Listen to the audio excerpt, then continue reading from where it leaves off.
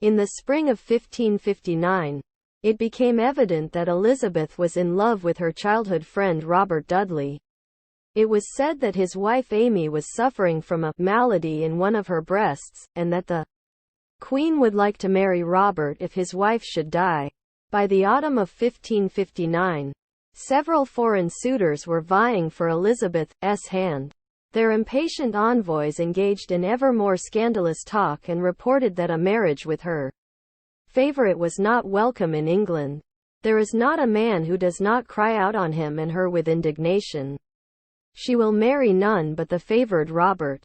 Amy Dudley died in September 1560 from a fall from a flight of stairs and, despite the coroner's inquest finding of accident, many people suspected her husband of having arranged her death so that he could marry the Queen. Elizabeth seriously considered marrying Dudley for some time. However, William Cecil, Nicholas Throckmorton, and some conservative peers made their disapproval unmistakably clear. There were even rumors that the nobility would rise if the marriage took place.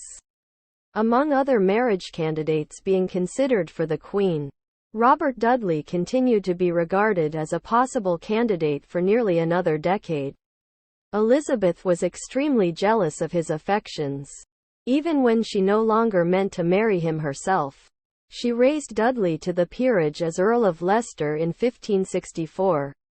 In 1578, he finally married Lettice Knollys, to whom the Queen reacted with repeated scenes of displeasure and lifelong hatred. Still, Dudley always remained at the center of Elizabeth's emotional life. As historian Susan Doran has described the situation, he died shortly after the defeat of the Spanish Armada in 1588.